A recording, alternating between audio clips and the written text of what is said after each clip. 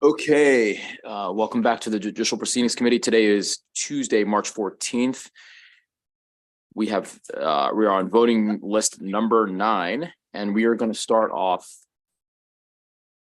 with Senate Bill 631, and it's Josh. So Josh, go ahead. Sorry. Senate Bill 631 establishes that certain reports or records of child abuse or neglect are not confidential and are subject to existing statutory provisions that govern required disclosures of the report. So there's an amendment in your packet from the sponsor, which changes provisions of the bill. So under the amendment, what the bill would do is expand these required disclosures to cover children who were in the custody of a child care agency or a foster parent and who suffered a fatality or near fatality. And it would alter existing provisions of law, which allow the state's attorney to step in and essentially block disclosure of these records. Instead, it would provide that the state's attorney would have 30 days to redact information that would impair an investigation or a prosecution. All right, so I make a motion, just let's adopt the amendment so that we can speak off the interlineated copy. Second. So it's been seconded. Is everyone okay with that? Adopting the amendments? Okay, great. Now the bill's before you as amended. Discussion. I thought this was a great job bringing everyone together. It was a great hearing. So motions for favorable. Second. Does everyone be okay being recorded in the affirmative? Yeah. Oh, sorry. Sorry. No, excellent. We'll slow down.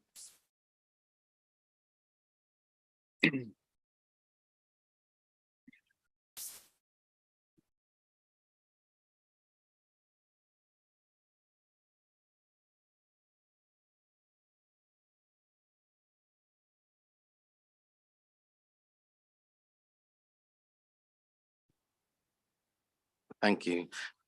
This is a question for council. Again, with these amendments, what does this do that the unamended bill was doing?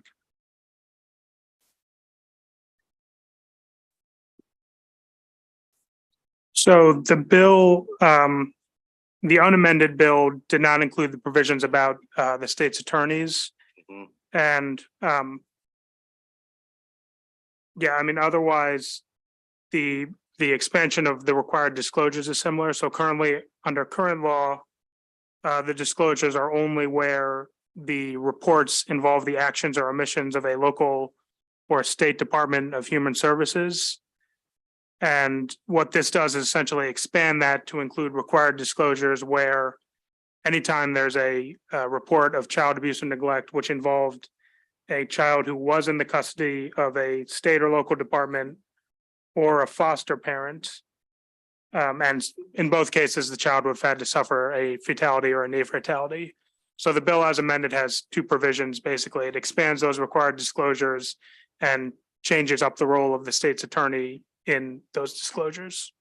Thank you very much. So is it, so the motions we've adopted, Senator Means, we've adopted the amendment before you. The motions has been for favorable.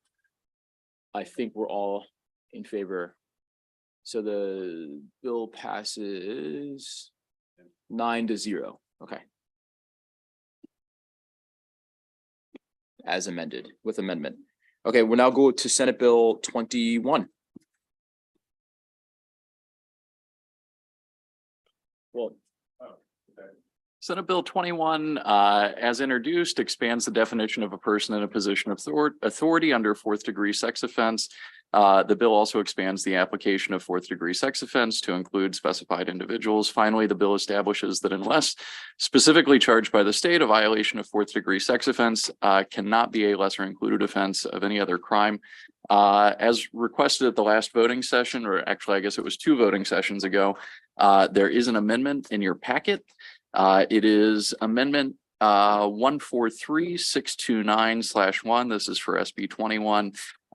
This retains the requirement that or the definition that a person in position of authority as it is under current law could be 21 if they're a school official, teacher,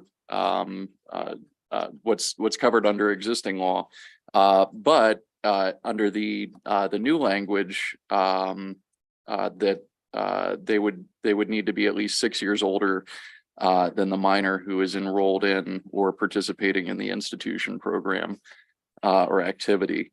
So that it also changes the sponsor of the bill. All right, so there's a motion to adopt the amendment. Is everyone okay adopting the amendments? Second. Okay, now the bills are for you as amended. Discussion. Several years of discussion. With amendment. There's been a motion for favorable with amendment. Now the bill, do we need a roll call? Hold on.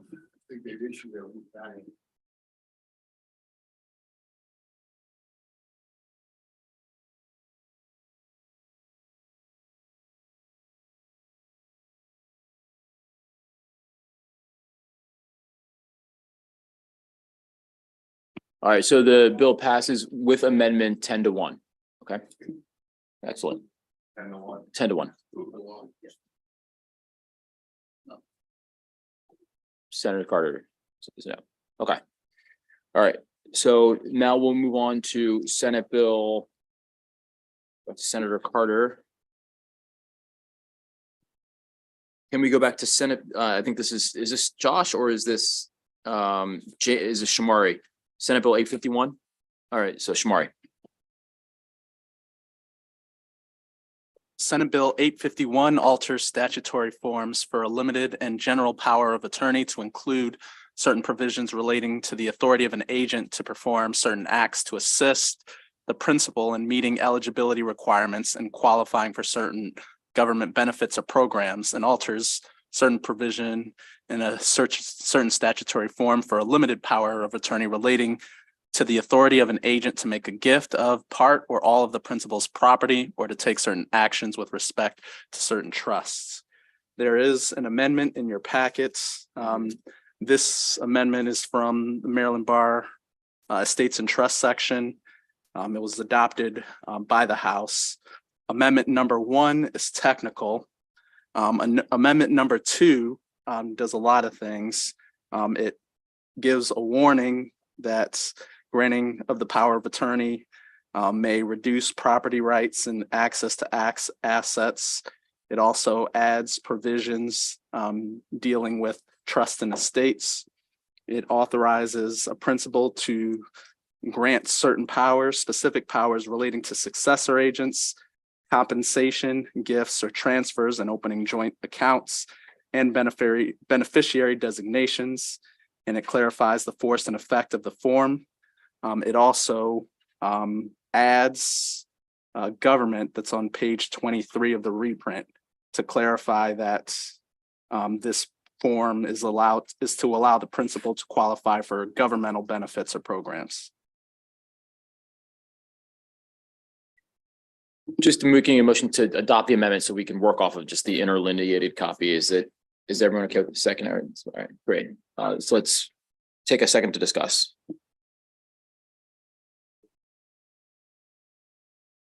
I was intercepted in the hall today by someone who said that the House had passed this bill, but with an amendment. Do we know that the House amendment is the same as the Senate amendment? It should be, if you give me a brief second. House. Sorry, yeah, that's And what the very reprint, the very amendment is what Shamari should have. That's what he should be using. So that's what we're doing. I've been checking with him constantly about Yeah. that. So you have that. That's what you're using, right? Yes. Yeah, there's no sense in forcing a conference agree. committee if we can avoid it. Especially on this bill. Right.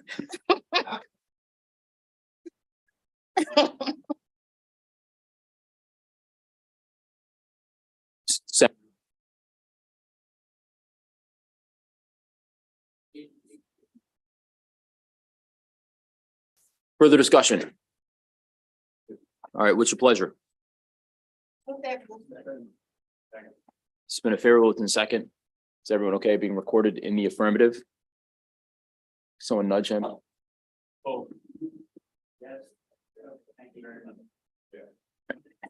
wow. All right, Yeah, Senator Carter passes the bill unanimously out of JPR. There we go. Hey. That's right. All right. Shamari, we're gonna stay with you with Senate Bill 769.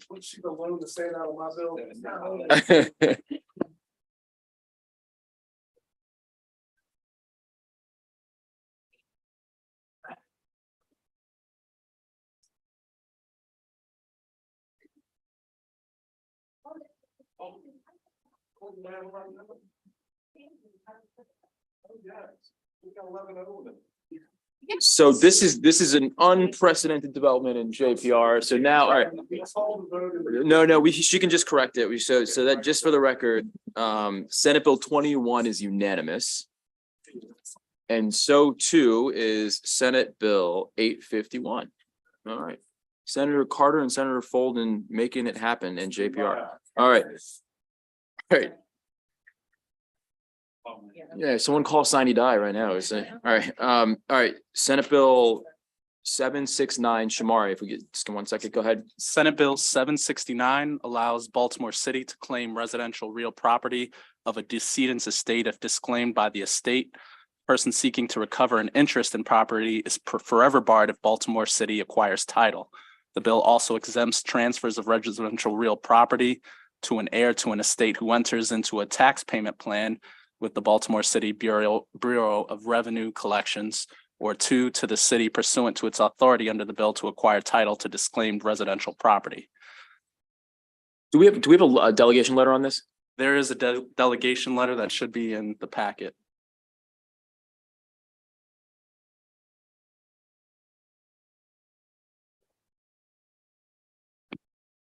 All right.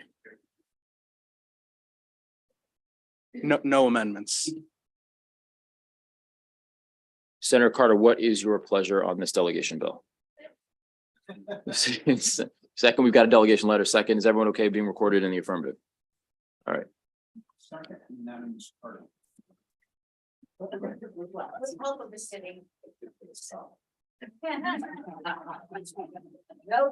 I think it's about to stop right now. We are, oh, come on, we got this, we got it. All right. All right, let me do one more because we have someone here. Let's do Senator West, your decanting bill. 446. Senate Bill 446, then we're going to Senator Kelly, and then we're going to go to Senator Carter again.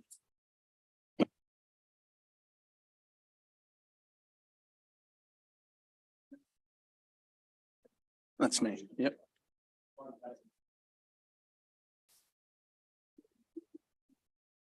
All right, Senate Bill 446 establishes the Maryland Trust Decanting Act, which provides specified authority to an authorized fiduciary to distribute property of a first trust to one or more second trusts or to modify the terms of a first trust. The bill must be construed to apply retroactively and must be applied to and interpreted to affect any trust created before, on, or after October 1st, 2023 that has its principal place of administration in this state or is governed by the law of the state. There is an amendment in your packets. The amendment is mostly technical. It does substitute, provide instructions to the authorized fiduciary regarding, and substitute that language for determine in instructing the court on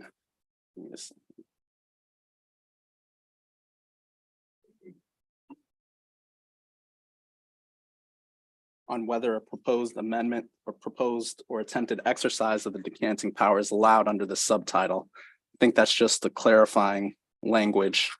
And then it also inserts a reference to section 14610 of the bill, which is included as part of the Decanting Act. And page 14, the amendment, it changes, clarifies that the may language is permissible but not required. And so it adds the language but is not required to. And the last amendments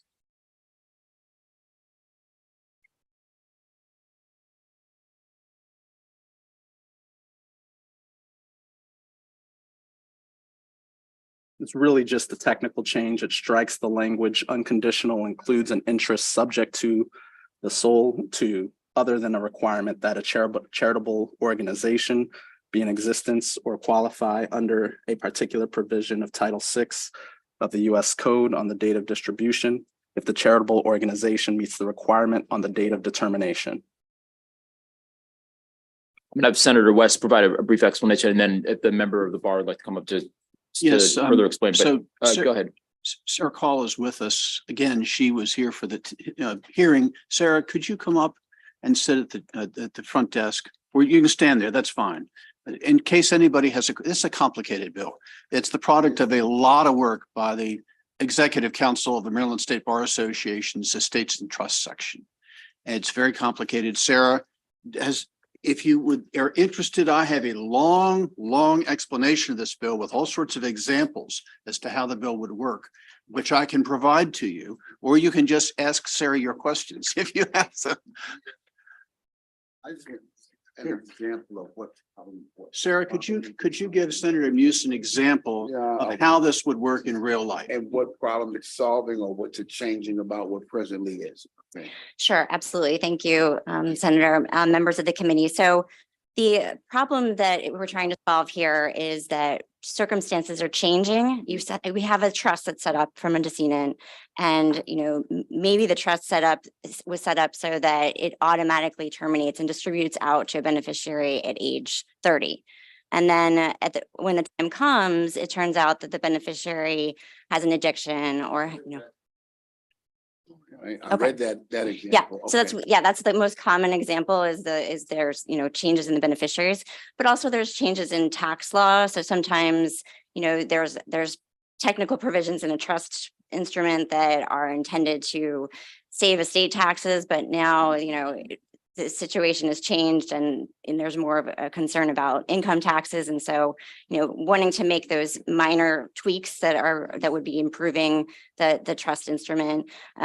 Sometimes a beneficiary has a disability and they're looking to qualify, have a special needs trust for the beneficiary rather than having it be, an asset for government assistance. So those are some of the common examples. And so this bill lets a trustee with proper powers in the original trust decant the trust, literally pour the assets or some of the assets of the trust into a newly formed trust, which is carefully defined so the trustee cannot self-deal and cannot leave the money to a different beneficiary. It's supposed to benefit the beneficiary in the original trust, but do it more effectively in light of new conditions than the original testator did when he drew the trust instrument perhaps 25 years earlier.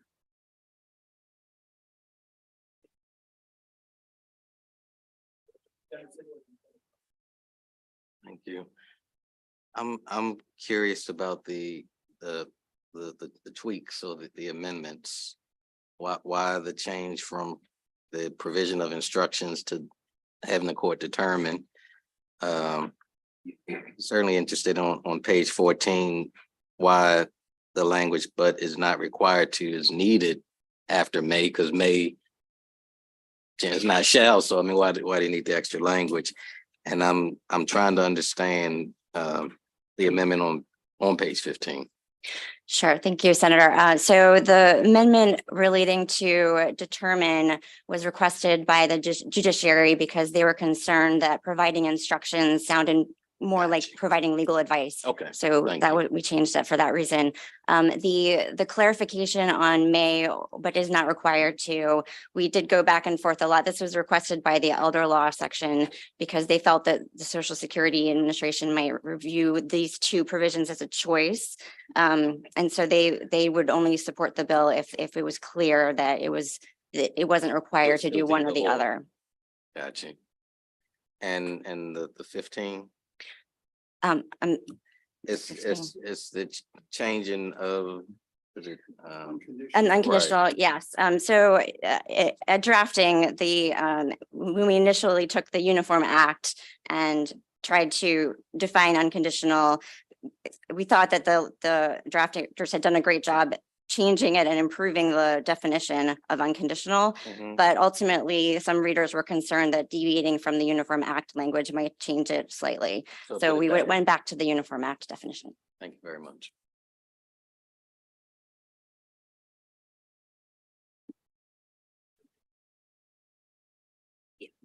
To Senator Westerby.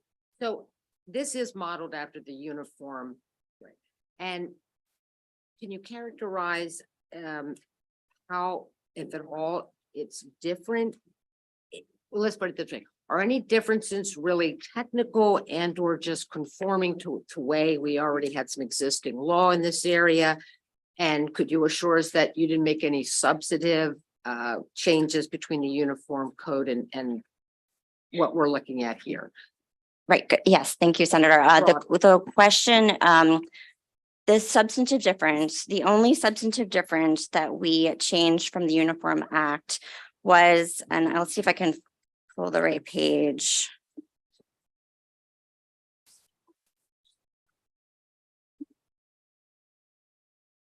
Could have actually during the hearing.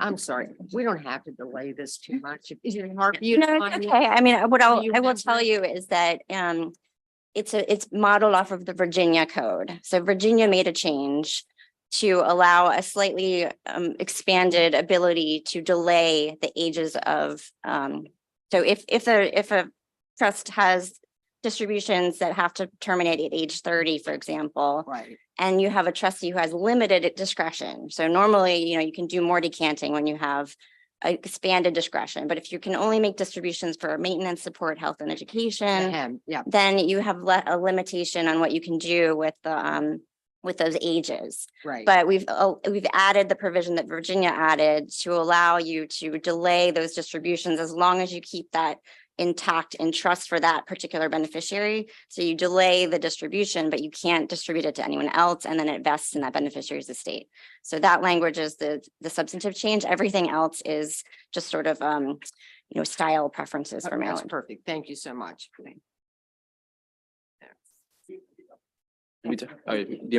Sorry, Senator Carter, go ahead.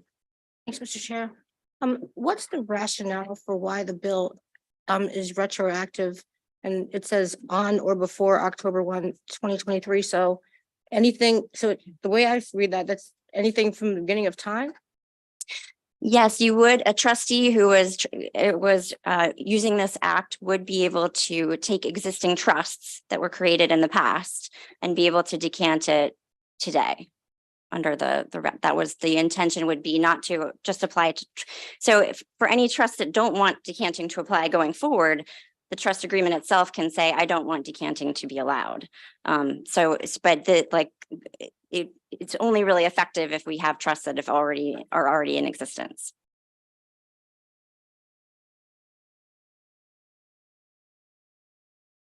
Okay, excellent. Thank you very much. All right, so I'm going to move the amendments. Seconded. Everyone's good at that. All right, now the bill's before you as amended. Further discussion, questions? Action? All right, there's a motion for favorable and seconded. Do we need a roll call? Is everyone okay? All right, the bill passes unanimously. This is kind of an interesting, I've never heard of this before, this mechanism before. It's a great thing about this job. You get to learn something new every year. I'll definitely pull this one out at the next wine party. Thank you. Thank you. That was a terrible joke. All right. All right. At least Chris laughed. All right. All right. Next, we're up with Senator Kelly.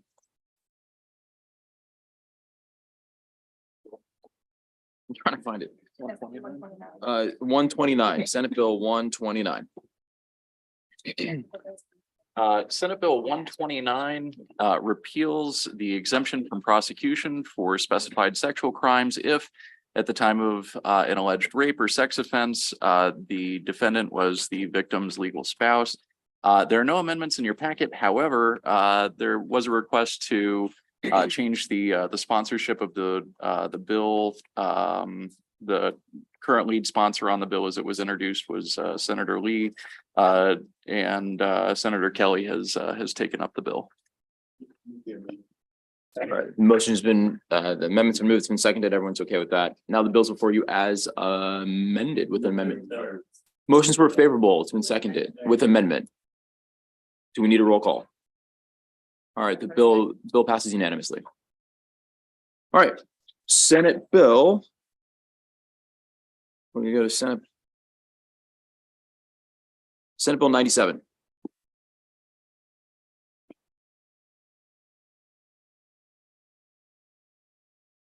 Senate Bill 97 alters the circumstances under which an individual may be disqualified from jury service and provides that a person who has been convicted of a crime punishable by imprisonment exceeding 1 year and is currently serving the sentence imposed for the conviction, including a term of probation, is not qualified for jury service. There is an amendment in your packet. The amendment would add persons on parole to the list of disqualified persons and persons convicted of a crime involving or related to perjury, witness intimidation, jury intimidation, or a crime under Title 8 of the Criminal Law Article, which includes fraud and related crimes, bad checks, credit card crimes, identity fraud, counterfeit, and crimes against estates. This is.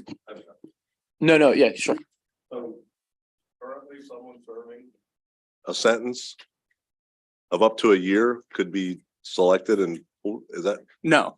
I was like, Yeah. what did you just say about the, No, about- if you're serving a sentence, you can't serve. Yeah, if but- you've been. was that in, what did you read in the language of that you were saying? I'm sorry. So what I said was a person who has been convicted of a crime punishable by imprisonment exceeding 1 year and is serving the sentence, Right. they're disqualified under the bill. The prior law was that you would be disqualified. Or the prior law was that you would be disqualified if you were if you were serving the sentence or if you had been convicted of any crime that carries it, or I think it was 1 year incarceration. Let me just find the bill just to.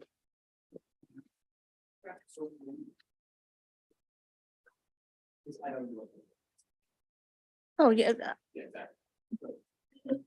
Well, I think it's clear. You got it? I was gonna explain it again if need be.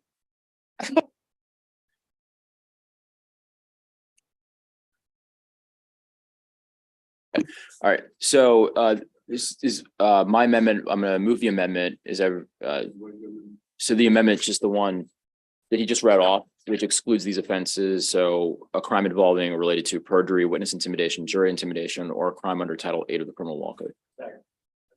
Sure, Senator Sid, it's been seconded. Senator Sidnor's got a question. That's what I'm, and it, all right, so what happened?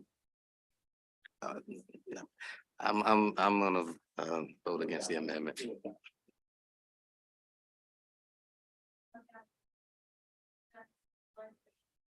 Just briefly, so the bill has been around. I think this is the 4th or 5th year that I've sponsored the bill.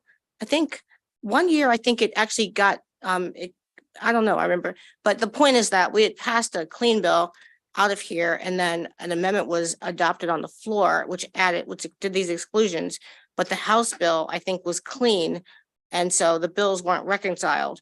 So that's why I guess, we're hopeful. I mean, it could actually happen again. But I'm hopeful because I really do think this is a bill that we need to pass. We need to stop excluding people from jury service that want to serve on a jury just because of something that they were found guilty of way back in the past. That's kind of absurd. And it will help our people who get called like multiple times every year. Now, just the questions on the amendment, though. So do we need a roll? So go. One that dealt with allowing, I think this bill in short is allowing people with past criminal convictions that they may have served more than a year. Yes, and so what the amendment does was exclude the crimes that I enumerated before.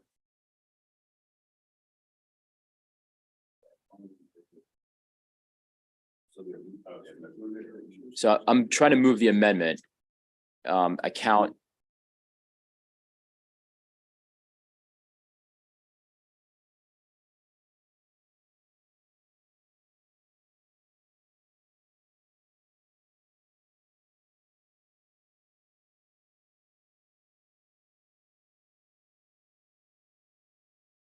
Cray said you can't be a little bit pregnant. You either are or you're not.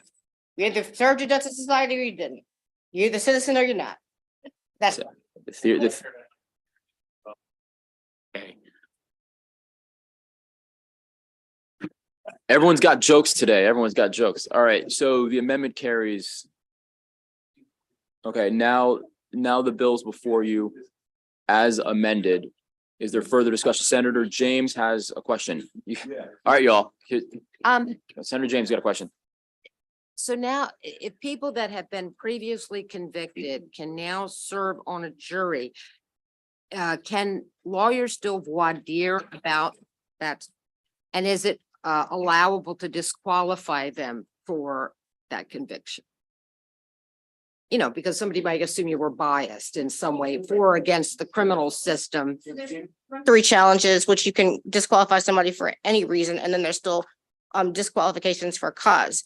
I would say that the fact that someone served a sentence before should not be cause, but it could be. I mean, the lawyer can use peremptory for that, but like I talked about, we don't disqualify other categories of people based on their potential prior relationship to the type of case. So the answer is peremptory challenges for cause still exist. That doesn't have it. This is really, people get a letter that go to jury service, a summons. With all due Like, respect, you could still exclude them for cause. It depends on how they answer the questions. Okay, so I don't think you should say that you can't, because you could depend on how they answer questions in voir dire. Okay, thank you. All right, so now the bill is before you as amended. Further discussion. Is there a motion? motion favorable on the bill. It's been seconded. Do we need a roll call? Let's roll call. Vice Chair Wabstriker, Yes. Senator Sidnor, Yes. Senator West, Yes. Senator Muse. Yes. Senator Folden, Nope. Senator James, Yes, Senator Washington, Yes. Senator Kelly, Yes. Senator McKay, Yay. Senator Carter, Yes. Chairman Smith. Yes. Bill passes as amended with 10-1. Okay, let's go to Senate Bill 100. Shamari. Senate Bill 100 requires in certain actions to repossess residential rental property, a landlord to submit to the clerk of the court evidence of compliance with local rental property licensure requirements and demonstrate that the landlord is compliant with the licensure requirements. As amended, the bill provides a procedure for landlords who are unlicensed to plead that they are licensed for reasons beyond their control. And if a landlord asserts that they aren't licensed for one of the enumerated reasons, the amendment provides that the tenant is entitled to a postponement. All right, so go ahead, Senator West, and then I want to give an update on the coalition. Go ahead. Bill was subject to a work group that met. I was on the work group, but Senator McKay was on the work group, and Senator James was on the work group. I hope I haven't missed somebody. Did I miss somebody else? Senator Heddle. So, and we met with the landlords and the tenants, and there were, let's just say the conversations were extensive and resumed over and over and over again. We finally got yesterday kumbaya moment where the landlords and the tenants agreed on this amendment, heavily negotiated. So I would strongly recommend that we pass the amendment before we pass the bill. All right, so the amendment's been adopted. Now the bill's before you as amended. Further discussion. It's been a motion. It's been seconded. Is everyone okay being recorded in the affirmative? All right, the bill passes with amendment unanimously. All right, Senator, we're going to go with Senator Heddleman, Senate Bill 100, and then we're going to go to Senator. Sorry, my apologies. So now we're going to go to Senator Folden with Senate Bill 748.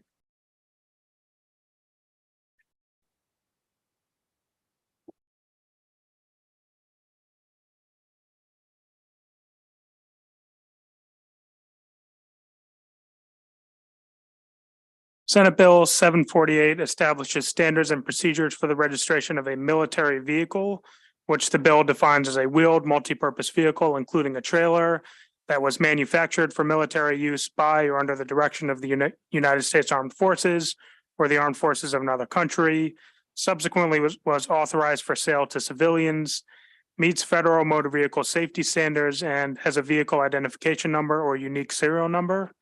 The bill would require that all vehicles that meet these criteria be registered as a Class MV-C vehicle and establishes a one-time $51 registration fee.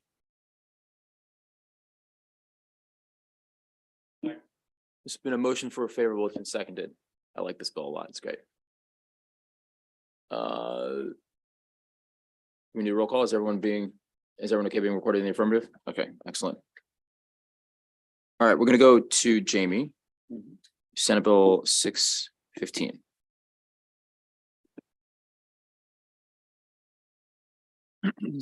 Yes, sorry.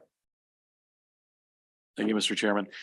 Senate Bill 615, excuse me, requires that the Governor's Office of Crime Prevention, Youth and Victim Services establish and administer a reporting program for tracking the location, status, and chain of custody of sexual assault evidence collection kits. Related requirements are established for law enforcement agencies and others that have control or possession of such kits. GOCPYVS must adopt regulations relating to the reporting program.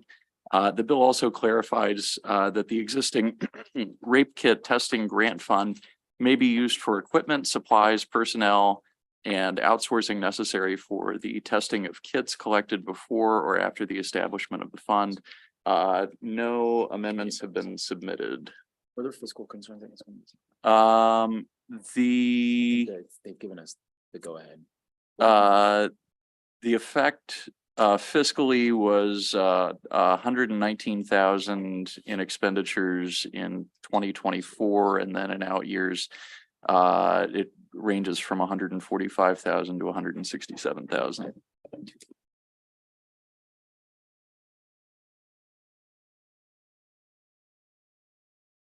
All right.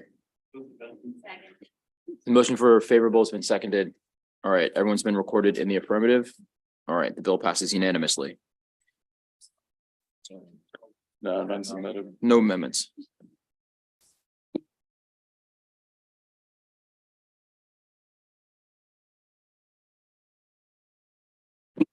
We'll now move on to Senate Bill 684.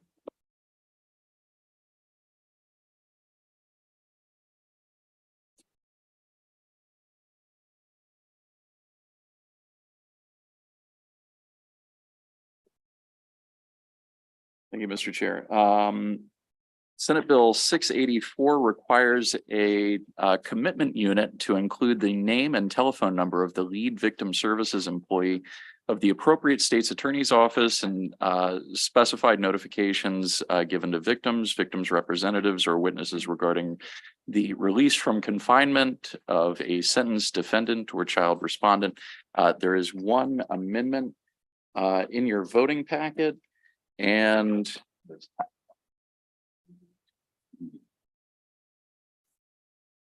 the amendment. Oh, 684. Right, it changes the title.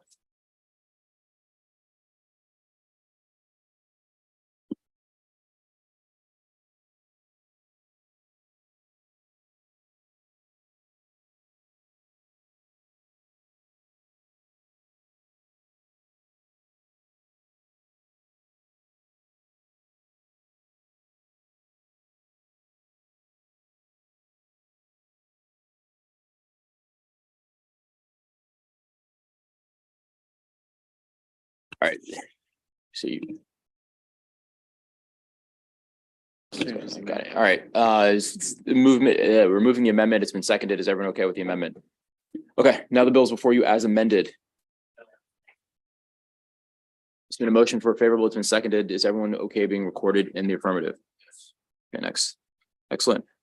Actually, hey, Shamari, you're on deck. We're going to go with Senate Bill 685. That's Josh.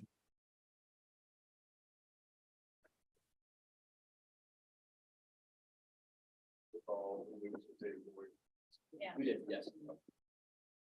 Senate Bill 685 authorizes an autonomous vehicle converter to sell, transfer, lease, offer for sale, or resale a converted autonomous vehicle or otherwise a motor vehicle purchased by an autonomous vehicle converter with the intent to convert that motor vehicle into a converted autonomous vehicle.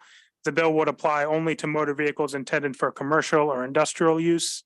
An autonomous vehicle converter would not be able to be licensed as a manufacturer, distributor, or factory branch, or a dealer.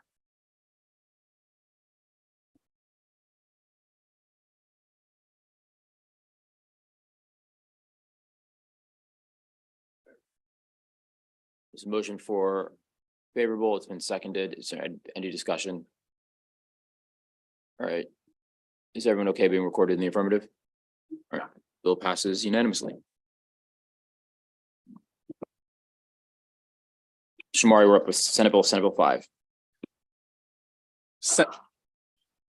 Senate Bill 5 allows a person who is a victim of an act that would constitute a violation of 10-304 of the criminal law article, which deals with hate crimes, to bring a civil action against the perpetrator. There's an amendment in your packet. That amendment clarifies that a victim under the bill must suffer a harm beyond mere exposure to the act.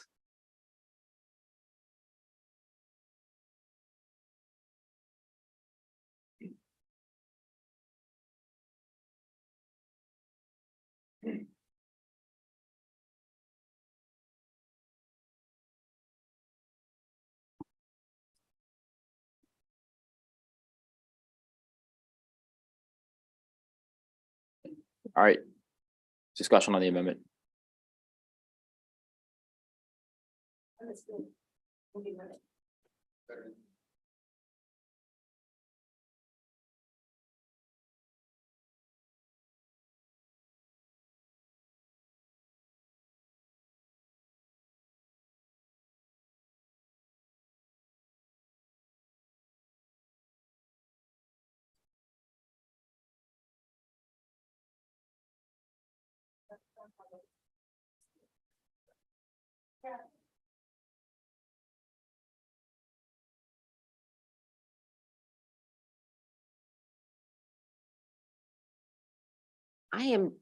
Does the word suffer demonstrable harm appear elsewhere in our code as a way to? I feel like it might lack the precision that we would. No, usually it says suffered actual damages. Okay, I'll retract my motion. Oh, is there a motion? So You know what I'm saying? Hey, Shamari, particular bill that was drafted as just a way to narrow the type of harms that would be actionable under the bill. And so I'm saying I've not seen this language and I'm wondering if that's what we would normally do. Wouldn't we talk about a suffered, damages or damages, harm? I was thinking, Senator Fulton had a bill earlier and he said doctors and nurses, but people rightfully weighed in and said, look, let's call them healthcare professionals as codified under such and such. Let's be precise.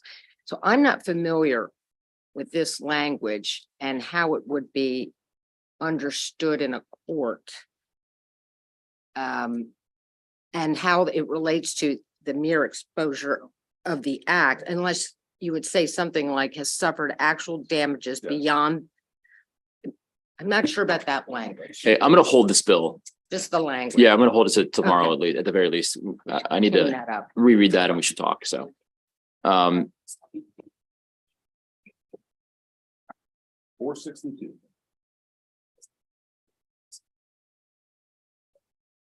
Delegation.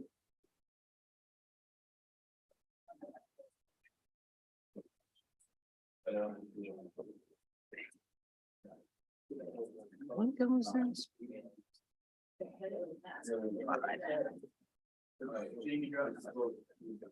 So we're gonna do. You got one more bill in this list, right? I know, yeah, that's one. All right, Jamie, we're gonna move, we go to Senate Bill 462, and then we're gonna go to then we're gonna go to 391. 462, 391. Thank you, Mr. Chair. Senate Bill 462 alters the annual salary of the Frederick County Sheriff by establishing that the salary is equal to the salary of a lieutenant colonel of the Department of State Police at the highest available step that is in effect on the day prior to the day that the sheriff begins the sheriff's term of office. Any change in DSP's salary schedule during a term of office may not apply to the incumbent sheriff, but the changed rate takes effect at the beginning of the next term. Pursuant to constitutional requirements, the salary structure specified in the bill takes effect at the beginning of the next term of office.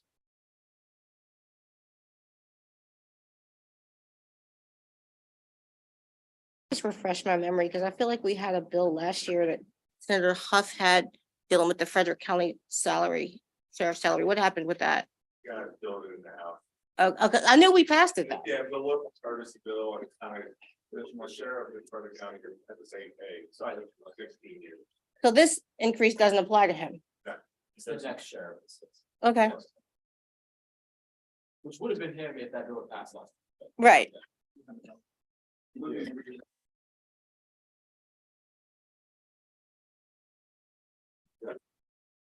Senator Sidner.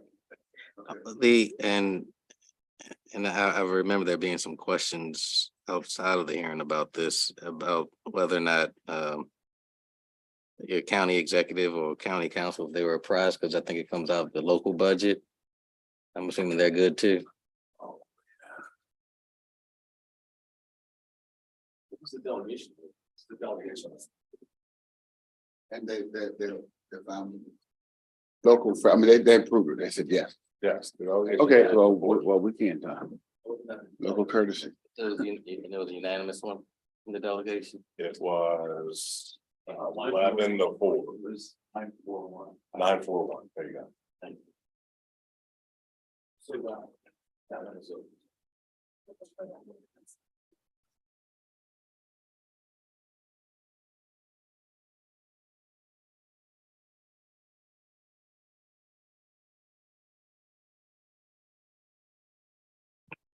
Motions for favorable. Second. Is everyone okay being recorded in the affirmative? Okay, great. Next we'll go with Senate Bill 391. That's Jamie. Is unanimous. Yeah. 10.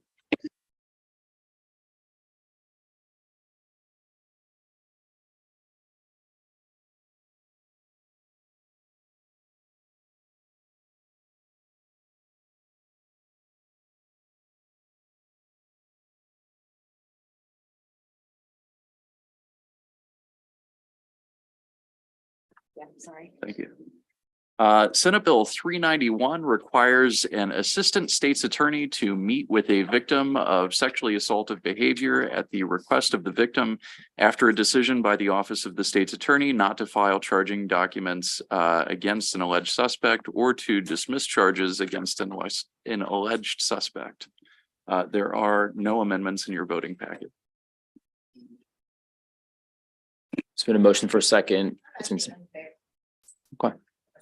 No, yeah, got it. It's courteous and probably professional to do that, but I don't think that we should be legislating that a state's attorney on specific types of allegations. They are allegations. There's been a decision not to prosecute these allegations. So I'm gonna go ahead and believe in presumption of innocence and let state's attorneys make their decisions as to who and what they meet with. And if we're gonna do that, I don't know why we would single out this specific type of crime, because there's other really bad crimes with victims. And are we saying like those victims don't warrant the same type of courtesy of a meeting? Just doesn't make sense to me.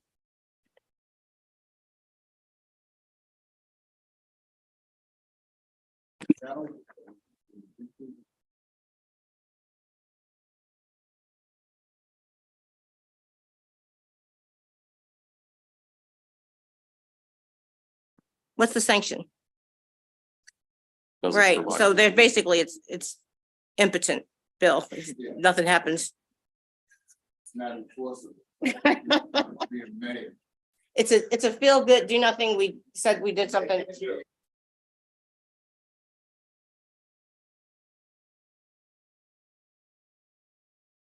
Right, so Such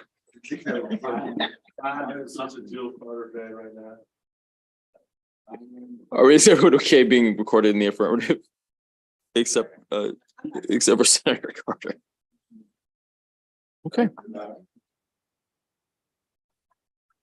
We're gonna do a roll call. Oh, we need to do a roll call, or we? All right, we're just, okay, all right. So Muse and Carter are down. The States Attorneys Association.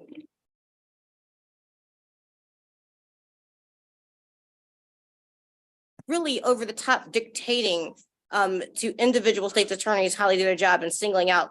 I want to be clear. These are allegations. And do you know how many there are? It's kind of outrageous to be prescribing what they do when they choose not to charge a case. All right, next we're gonna go to Senate Bill 546. Senator Muse.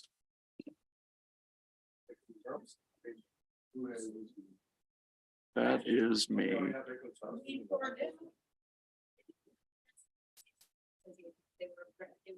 checked forward with this one, so they knew about the bill in the last 3 years. So I think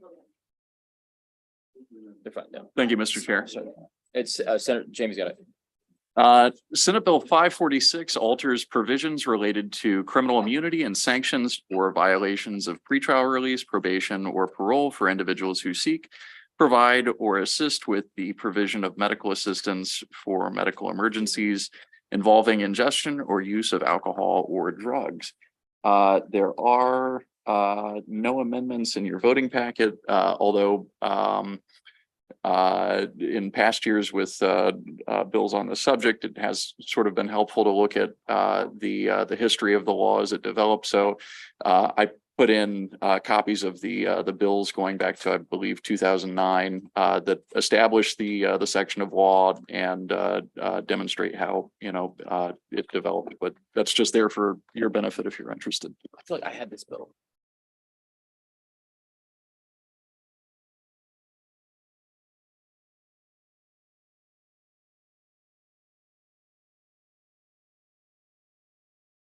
I just want to, there's the state attorneys had favorable with amendment, but nothing drafted or submitted. Is Mr. Kroll, do you have anything to say on that? If not, no worries. I mean, it's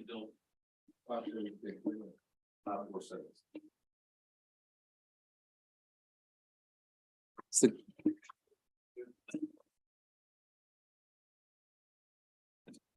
there could be a House version that we supported and went to House version to match the Senate version.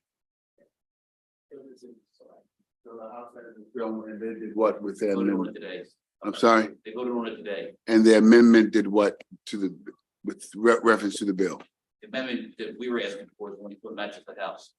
You just want them the same, no matter when they are, Exactly. and we don't have that yet, so should we hold Can't it? vote on something that's on. I recommend we see the House version was like. Got it. Senator Muse, is that, I'm just sure, we're voting tomorrow, so. Okay, yeah, it's fine. We'll hold till tomorrow. If we can find out what it is right away, then there's nothing that guts to be overruled pretty much, I'm sure. Okay. Senator James. Senator James, go ahead. Senator Yes. Muse. Senator Muse, I have a note that says you will get a letter of support from the judiciary and the state's attorney. So just heard from this, right. But I made a special note that you were asked and you said you would do that. I don't know if they took position on that at all. I'll know from the House. I'm saying you said to us, me in particular, that you would. Did you try? Yes, I did. You reached out to the judiciary? Okay. Yes. Okay, Josh, question for you.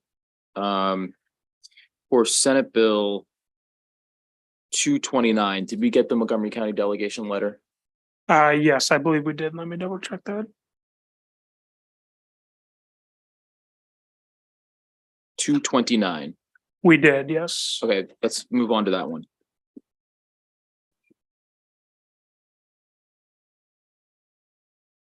So as drafted, Senate Bill 229 would authorize local governments to use noise abatement monitoring systems on highways to record violations of state laws governing maximum sound limits for motor vehicles. There is an amendment in your packet which would make this a pilot program in Montgomery, Prince George's, and Anne Arundel counties. And the systems would only be authorized to issue warnings, not citations.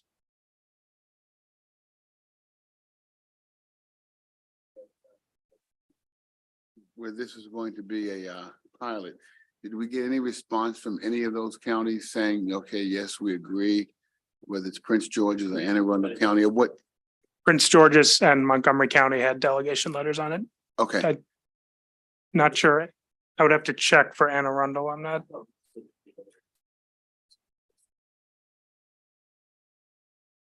I mean, we could make that amendment. I thought it was Anne Arundel. Yeah, so that with the amendment in your packet, it's Anne Arundel, Montgomery, and Prince George's. Could amend Anne Arundel out if the committee would like to move that way. Oh, I know, but she waived off for Yeah, that was what I was gonna bring up, is that we have the title sponsor isn't even, their county's not even gonna be a part of this. And it doesn't specify, so as I'm reading this, if a tractor trailer is braking and uses his Jake brake, he's gonna set this thing off, and we're gonna be sending in notices to every company that owns tractor and trailer.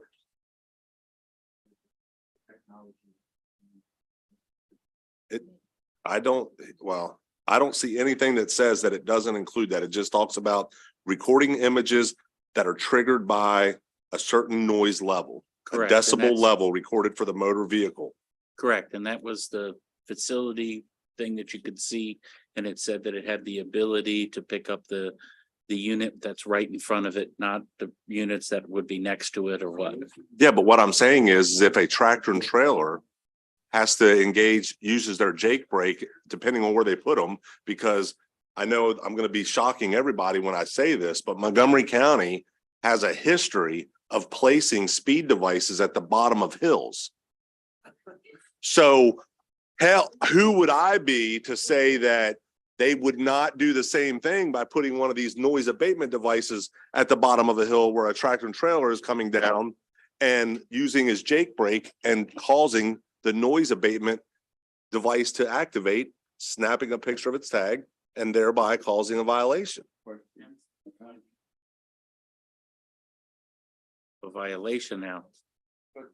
This is horrible. This is horrible. We're legislating noise. Withdrew, am I correct? You withdrew our county from participating in this? Yes. The sponsor of the bill. Is that correct? I moved to hold this until I can see exactly, it just sounds like a mess. Because if she won't do it, why should I? Why should, why should we do it? I mean, Right. I need to know what that's about. Move unfavorable. Yeah. I don't know, who wanted, do you all want to be a part of this? I'm telling you, that's bad business. County does.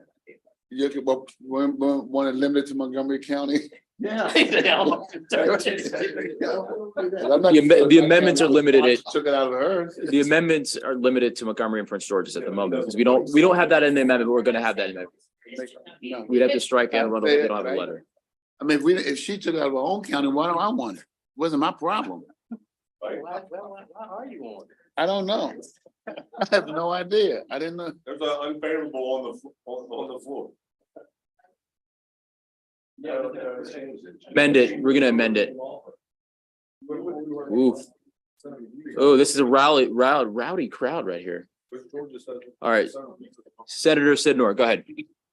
You know, the thing that always gets me about, and Foden kind of touched on it, with these camera devices and these noise devices and things is placement or sighting of these things. We kind of just leave it up to locals to kind of do what they want willy-nilly, and they've proven at times not to be, thank you. So I just put it out there. I mean, if you all want to do it, I just say that.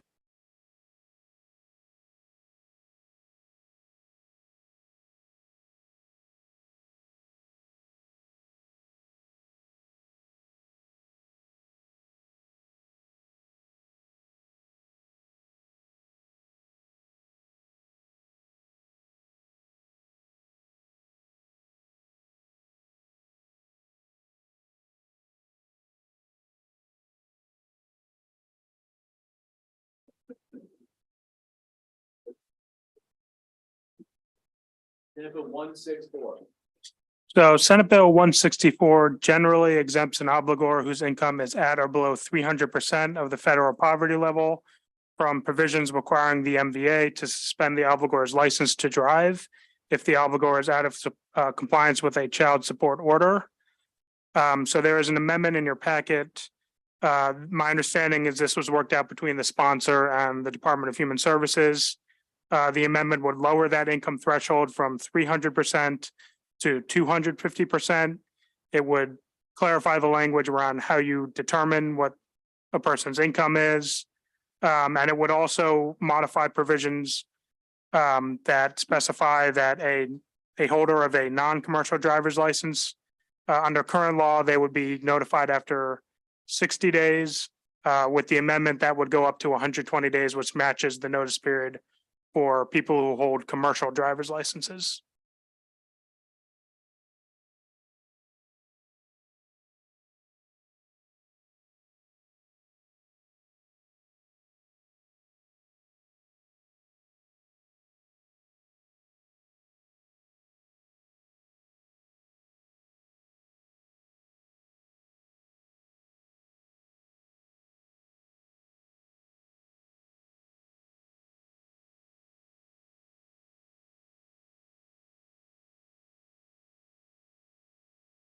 All right, so I'm gonna move the amendment just so we have something to discuss. All right. Seconded, so now the bill's before you as amended, further discussion or we'll hold it, but we'll give you a second to read through.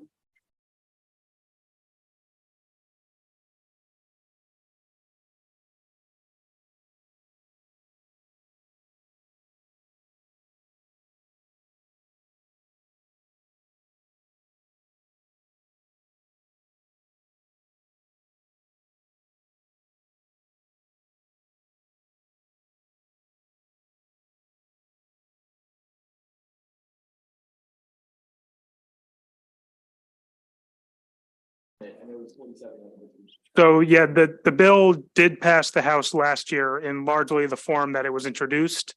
It passed the Senate.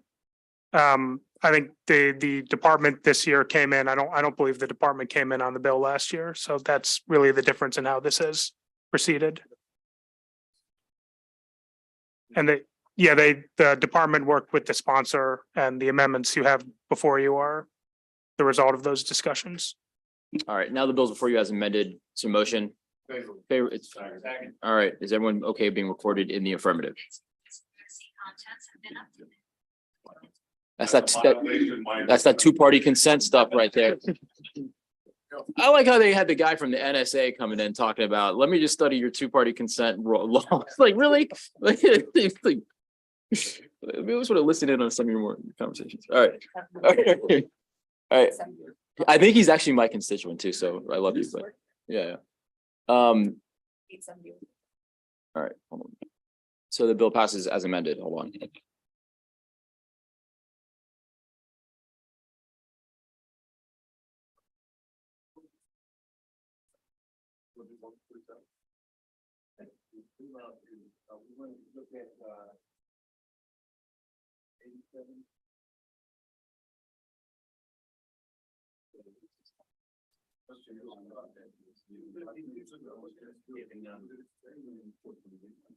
Yeah, it's just allowing them to talk to board.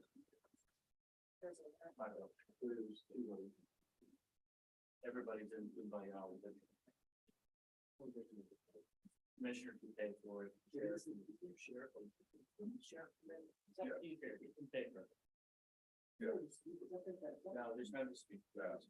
He came in and supported. Wait, maybe those are Baltimore. So the Yeah, Washington those Baltimore. County Sheriff's Office was favorable. Okay.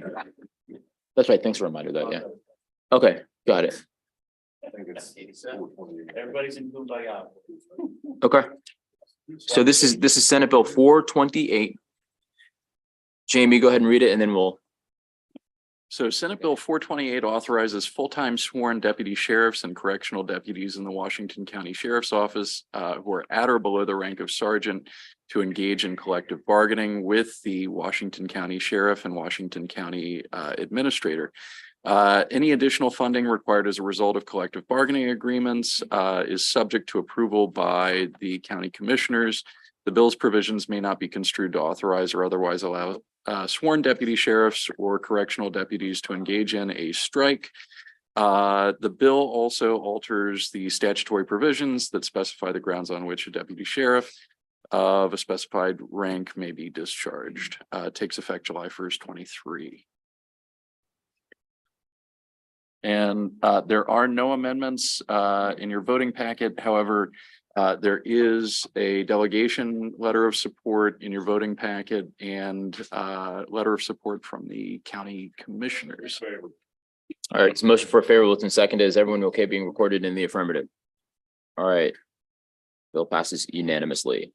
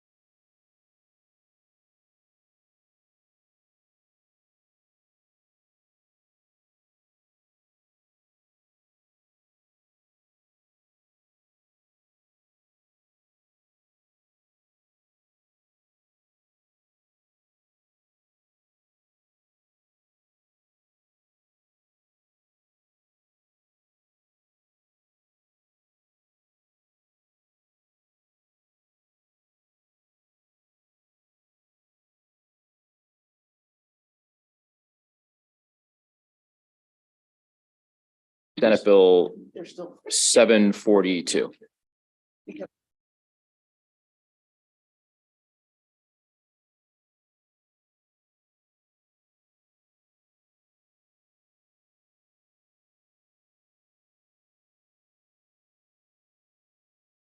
I didn't know.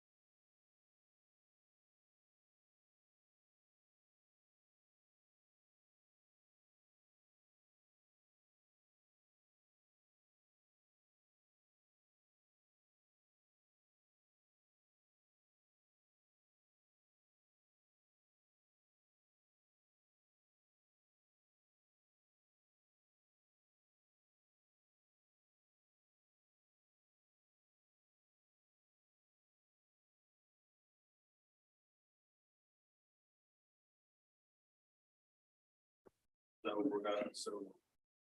You talk about this bill? Yeah. Oh, yeah. Senate Bill 742 requires that any system operated by a motor vehicle manufacturer, distributor, or factory branch, or an affiliate for the allocation of new vehicles to dealers be reasonable and fair for all dealers. Upon a written request from a dealer, a manufacturer, distributor, or factory branch or affiliate must disclose the method by which new vehicles are allocated to dealers. And in any dispute over compliance with the requirements of the bill, a manufacturer, distributor, or factory branch or affiliate would have the burden of proving compliance.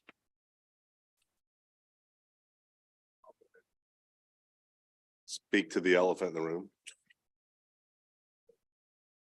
So I don't understand why we're getting involved in private enterprise about allocation of vehicles. Is there a problem that I'm missing? Because I have a big problem with government interfering with private enterprise and vehicle allocations to certain, I mean, people buy a lot of vehicles on the internet now. So So dealers are, yeah, the dealers are saying to look like they're not getting the premium vehicles in certain marketplaces. And consumers are being deprived of those opportunities to have those really in-demand vehicles in certain markets. So it's one of the arguments for it. But this would apply to like motorcycles and all vehicles, all modes of conveyance. Yeah, Everybody be able to make sure that everyone gets the same access to the same quality product, and you don't sell one product over here and less one over here, and they never, that's the way. we have that ability. It's called the internet.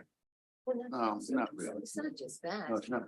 Harford County doesn't get very many fancy schmancy cars because of our income. So what? You know what? I go to my local dealer, he says, really?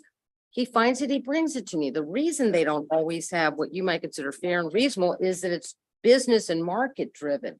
Right. Also, the words fair and reasonable are so highly subjective that I don't know how they would be understood or enforced.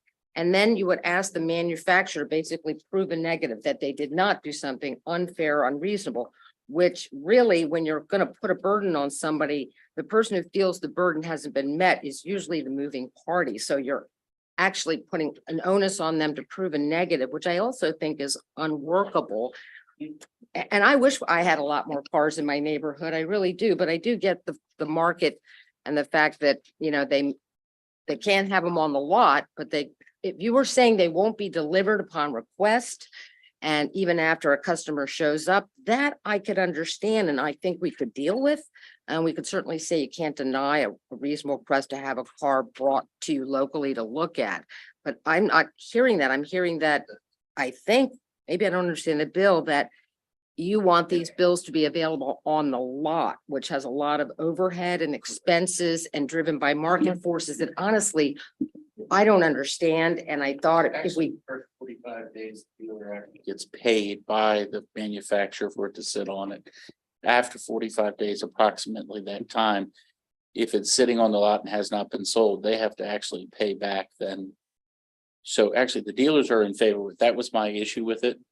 But the dealers are all in favor of this, so the they don't dealers, feel that, yeah. I don't remember. Some alliance for automotive innovation. All right, we're gonna hold the bill. I till don't tomorrow. remember seeing, I remember them, I'm sorry. We're gonna hold the bill till tomorrow, but All right.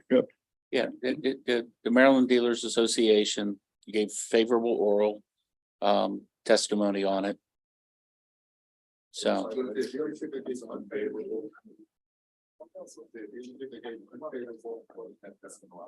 I'm gonna go back to Old Faithful here. You're talking about RVs. Senate bill, and this is, we're gonna go Josh, Senate Bill 147.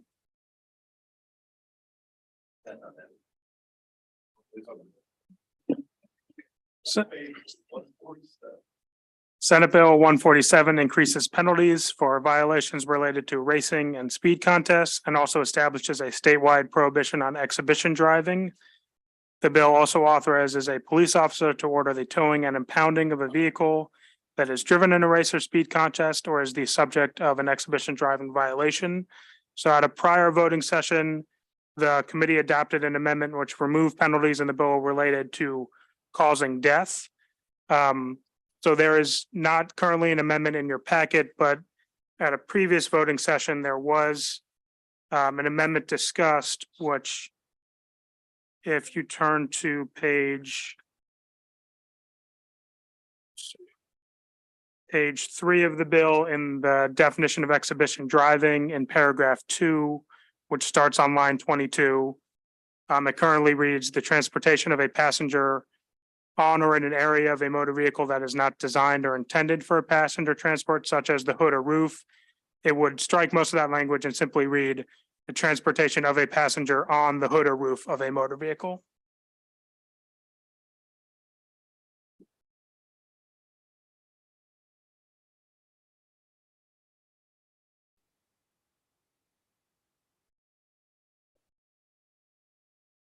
There are a couple options. So one is, you could pass something, you could pass this, right? Okay, pass it. Or you could change this and then exempt out Worcester County. Or you could do, there's another legislative vehicle that we could use for the reckless driving. I didn't get a chance to speak with some of the state's attorneys about the reckless driving. I was supposed to do that today. I wanted to get their kind of understanding of how that actually works. I know that all the states in the Mid-Atlantic have it as something you can be an incarcerable offense and a must appear, and then also you can impound your vehicle for it. I just didn't have a chance to talk to the state's attorneys, but so there are a couple options here before you. When I've been thinking about this a little bit, Worcester County, there have been no problems in Worcester County. The way that this is drafted, it's a couple years old. So I think it's 2 years old, maybe. So yeah, 2 years old. That doesn't mean that there's not going to be problems elsewhere. So, Senator Fulton. So I was under the impression that we had come to a middle ground of understanding that reckless driving was going to be, we were going to seek the reckless driving route because it's already in the law that a willful or wanton act that endangers persons and property would now just be a must appear offense, which would then allow, because it's arrestable, would allow that towing to happen. Now we're back seemingly talking about the original crafting of the legislation, which I have the AG's opinion on, which I gave to you, which shows that they have concerns also that there's potentially Fourth Amendment issues by creating another version of rules for what are already otherwise payable violations. But if you somehow couple it with exhibition driving, that it then becomes an arrestable and a forfeitable violation that they lose their vehicle, because upon that arrest, you have to do a search of the lunge, reach, grab area of the occupant of the vehicle. And then we have a whole nother Fourth Amendment issue of unreasonable search and seizure. The solve to this was pretty clear. Make reckless driving a must appear violation. And because of that, you already have the clear vein there because it puts in parity with other states along the eastern seaboard. I don't know how we got back to this, because this bill is a horrible overreach and dual pronged. All right. Yeah, I got you. Senator Kroll. Senator Kroll. Senator Fulton. My Mr. mother Kroll. would be happy. There you go. All right. Your take on the reckless driving piece. I don't think it's enough of a penalty. It's not going to stop anybody from doing anything. Not enough of a penalty. Okay. Without jail. If we made it something you could go in for 30. Reckless driving is not a jailable offense. I'm saying if we did that though, if we made If you it, made it a jailable offense, it'd Yeah. have some sort of teeth into it, yes. yeah. The problem is the rule of lenity, which is what the original amendment was. When you include homicide in there, if they pay the reckless driving and somebody dies later, the rule of lenity would be a factor. So that's my concern.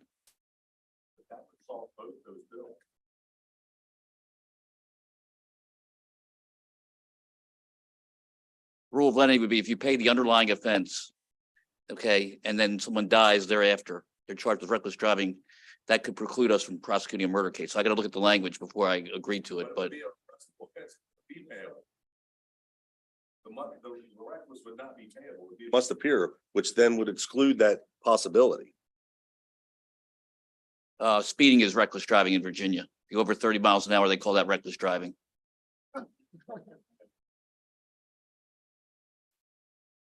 I think he's Not asking you, Senator, how fast you were going. Mr. Kroll, if we make it a must appear for reckless, does that not alleviate the lenity issue you're talking about? If it's you make already it a arrest- must appear Yes, and not a payable, there you go. yes. That's solved. What is reckless? But Reckless is the willful or wanton. I like the disregard original for bill persons or that they property. talked about with the amendment, to be candid with you. That's the cleanest version that I can see. The original bill. With the amendment excluding Oh, got it. Yeah.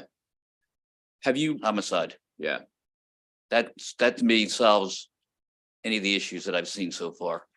And does reckless not solve the problems? If we made it must appear? You're asking a question at yeah, I don't- 6:49 that's right. at night that I gotta look to a bill to see what's going on in the Yeah, yeah. amendment. I hate Yeah, to yeah, put myself. I in- got you. I'm asking, yeah, I mean, I've asked it repeatedly. All right. Reckless Here's- is a very simple, clear cut rule. All these variables that we're trying to find and solve here are individual and they have their own payable fine in the transportation article already. Where if we make reckless the willful and wanton Senator disregard Bolden, all right, for persons and property. got it. It Senator, is a violation. Must Senator, appear. if he's got to, let me go ahead and tap your mic off. Go ahead, Mr. Kroll, and then we get Senator James. I'm happy to take a look at it tonight. Yeah. And tomorrow and reappear as I normally do. Happily come back tomorrow with a better opinion than at 6:49 at night. No, I got it. All right, Senator James. Mr. Crowe, I don't, you might want to answer this tomorrow because I want everyone to be calm when you give this answer, but you've heard some worry from my colleague about the bill as it came in. So, but you're a prosecutor and I don't think you share that you would not be able to properly prosecute under this bill, especially with some of the amendments we put in. So maybe you could just. I'm gonna look at that up everything and give tomorrow, a sir. valid opinion tomorrow when I take a look at everything. No, that's great. That's that. We really appreciate that. All right, we'll hold it to Thank you. tomorrow. But I think it's worth it. All right. We are going to vote tomorrow and on Thursday and on Friday. So we have double sessions and we have bill hearings and voting. So we've got a long couple days ahead. And so in light of that, I'm gonna call voting for tonight. Give you a little bit of free time to. Can we just withdraw bill Yes, let's do the one withdrawn bill. 70? So Senate Bill 870, there's been a motion for unfavorable withdrawn. Is everyone okay being recorded? Yes, sir. Okay in the unfavorable? All right, One more comment. one more comment. What's up? If they could just keep the amendment packets, because whatever bills are rolled over, that way we don't have to make more copies. So just keep your amendment packets, please. Also, remember, the amendments are confidential until they're entered. So just don't share them up. Okay, What time voting tomorrow? TBD, we'll make the announcement for voting. It's not going to be before the floor, so we'll make the announcement at floor. Right. And then we have hearings tomorrow. Correct, we were about 70 wins. So we have 70 witnesses, we have 2 floor sessions, and we have voting tomorrow. Yep. Light work for JPR. Okay. All right. Have a good night, everyone.